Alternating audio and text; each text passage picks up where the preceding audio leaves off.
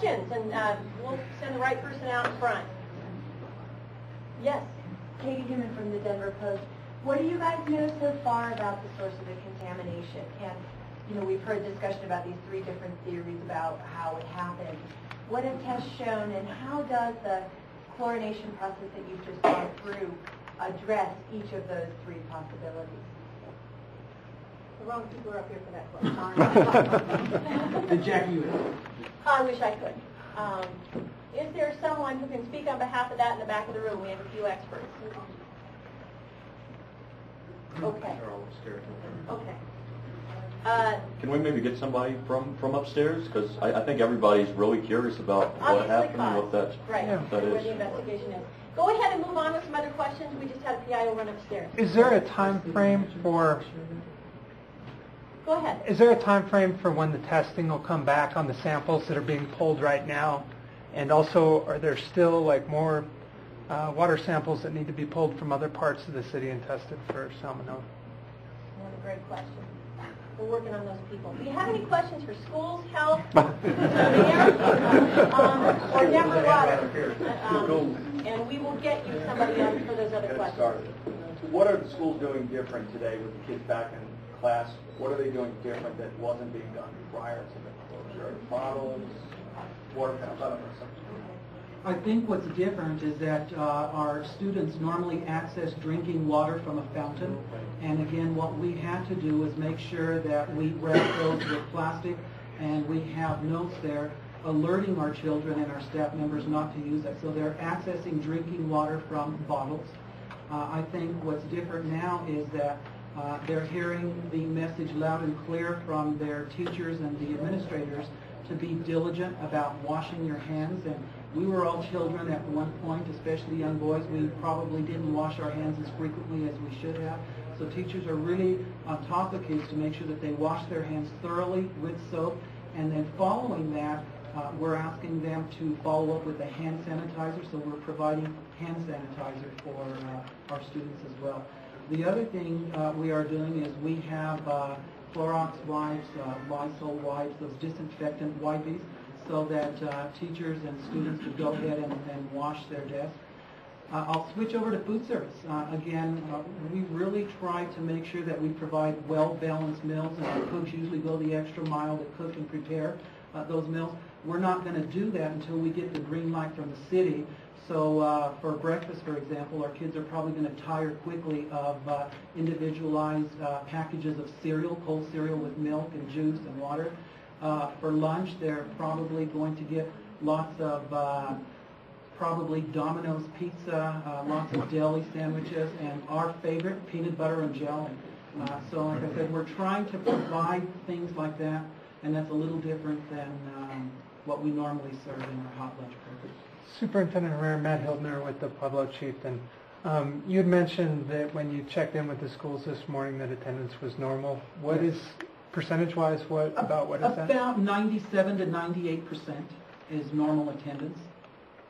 I guess I would like to take an opportunity to thank the Incident Command Center because once they pulled their plan together, they did invite me as a superintendent to attend the nightly briefings, and so I was able to communicate with my staff for the entire 4 days over the weekend so that they were in constant communication.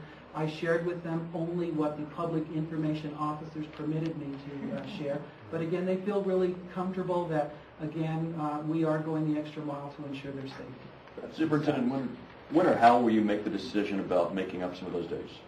Again, I have a question over here on CSEPs real quick. I can tell you that we did contact the Department of Education, and we did ask for an extension, and they're going to grant that extension to us.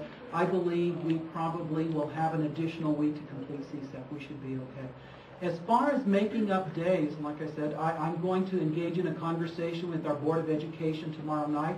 I want to make sure that as we get ready to apply for a waiver, if we do, that again we're being good stewards with public tax dollars, because nobody experienced a loss of income during the 4 days that we were not in session, except for one group of employees, and that is our bus drivers. Again, they're paid for the number of hours that they work.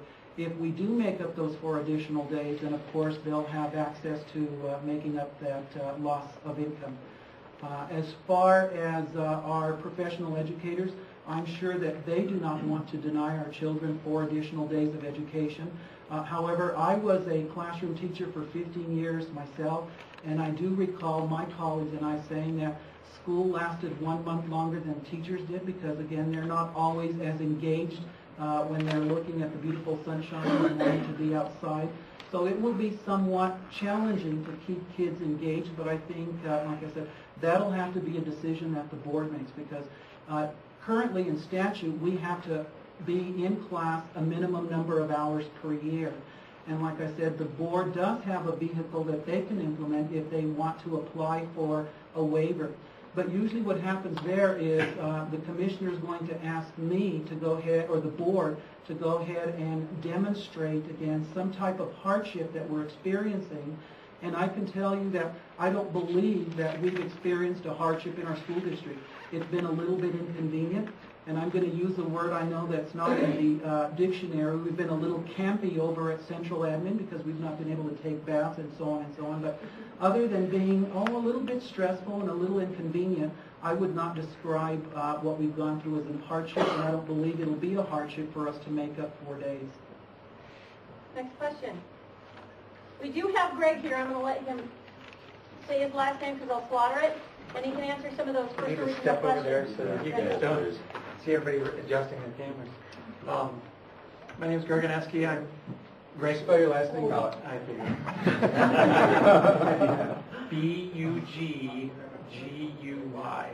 Bugguy. Buggy. I'm kidding. I That's what got they've it. been calling me, Bug Guy. My last name is Rajnowski, Rajnowski.